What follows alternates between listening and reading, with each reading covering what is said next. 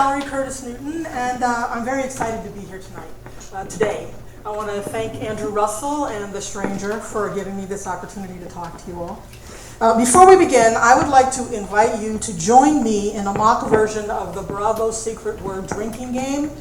So every time you hear this word, take a fake drink. Got it? Okay. Okay, so we're here to put it on the table, right? I guess I'm supposed to deliver the race course. It was tough narrowing down all the possible ways into this subject.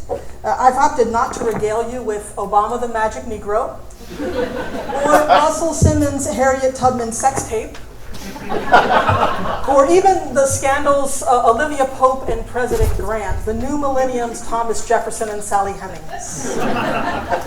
Instead, I thought we'd spend a little time talking about maids.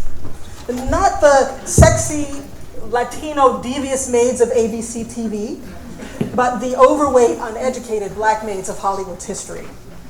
There seems to be a move afoot to reclaim the maid and restore the dignity that popular culture has stolen over time.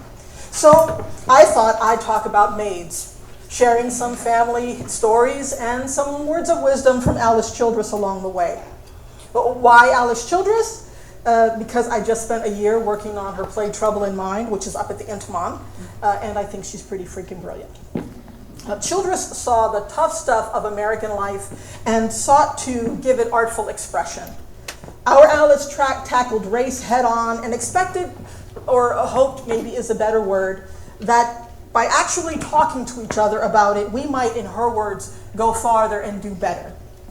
With a great-grandmother who was a slave and a grandmother who was a domestic, Childress was always motivated to tell the stories of those who, as she put it, would come in second or even last, to tell unvarnished truths about folks who were extraordinarily ordinary. It's in this respect that, for the worker, that Childress is a great resource for talking about maids. She knew that maids had power, and that for generations, the working folks, maids, butlers, gardeners, cooks, and nannies had been winning the battle for freedom by their wits. And that was a good thing.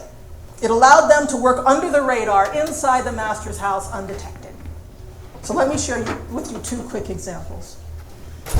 My granddad was a World War II veteran from the North, who despite his pride, learned that eating at the back of restaurants wasn't such a bad thing.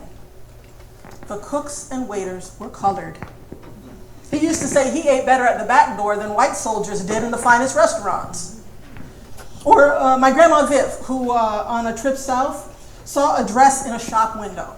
Knowing that she wouldn't be allowed to try it on, she went to a payphone and in her perfect Yankee English said that she was Mrs. Schaefer and that she had seen this beautiful dress in the window, that her schedule wouldn't allow her to come in and try it on, but that she'd send her girl in. And if the dress fit her girl, she would buy it. Then she went back to the store as Miss Schaefer's girl, tried the dress on in the storeroom, paid cash for it, walked out with it, oh so proud. Right? These are examples of the don't woke 'em, let 'em sleep kind of philosophy. In other words, while they're sleeping, we can do whatever the hell we want. Paul Laurence Dunbar said in his poem, We Wear the Mask, let the world dream otherwise, we wear the mask. Wearing the mask is a tactic. In Childress's Trouble in Mind, the main character, Willetta, a seasoned veteran of the stage, tells the young novice John, laugh at white people. Laugh. She said, white folks don't like unhappy Negroes. It was true in 1955, and it's true in 2013. If I get asked one more time if the play by the black playwright is funny or has singing in it, I may just spontaneously combust. Anyway, folks found the just smile tactic very useful. The portrayals of maids on radio, film, and television have long been at odds, though, with who we knew them to be in real life. So in real life, my great aunt Annie was a maid for Mr. Johnson. Now, rumor had it that Mr. Johnson looked a lot like Colonel Sanders from Kentucky Fried Chicken, like white hair, beard, mustache, and a seersucker suit. So anyway, one day, my young Aunt Mary was helping Aunt Annie in the kitchen.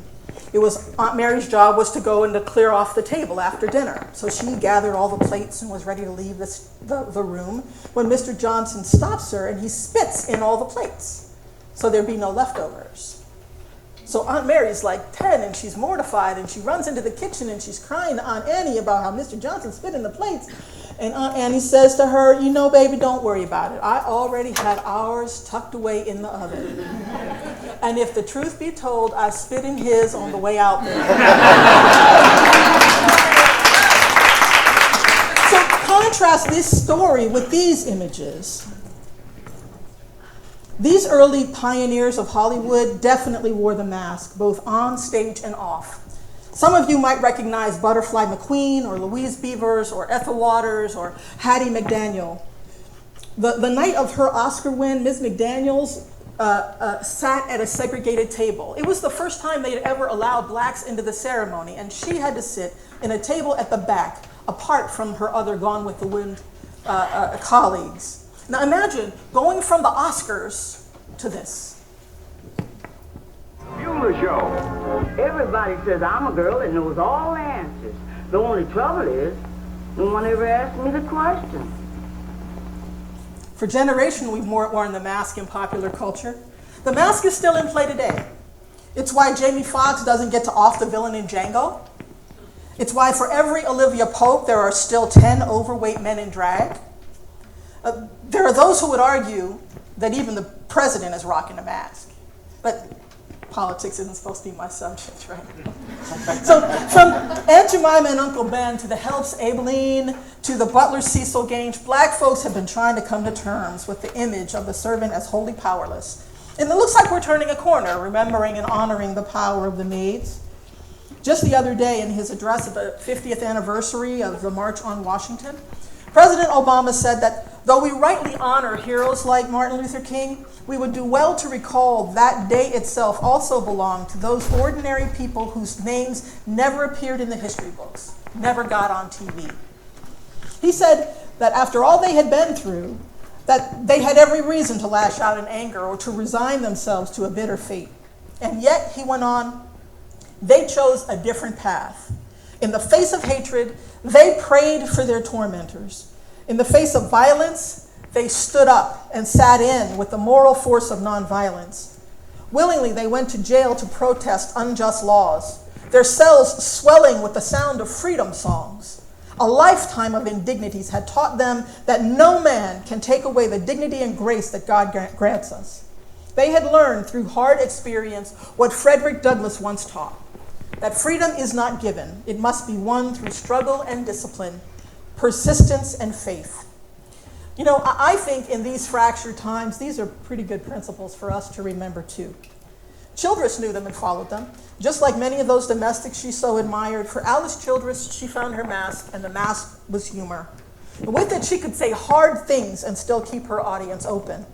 For her, talking, speaking in unvarnished truths was the radical and revolutionary act. And if doing it with a smile got the message through, she did it, and deftly. So I'm just going to leave you today with the lesson that I took away from my grandparents, from Miss Childress, and from the maids. Made up. There are many roads to freedom. Pick one and start walking. Thank you.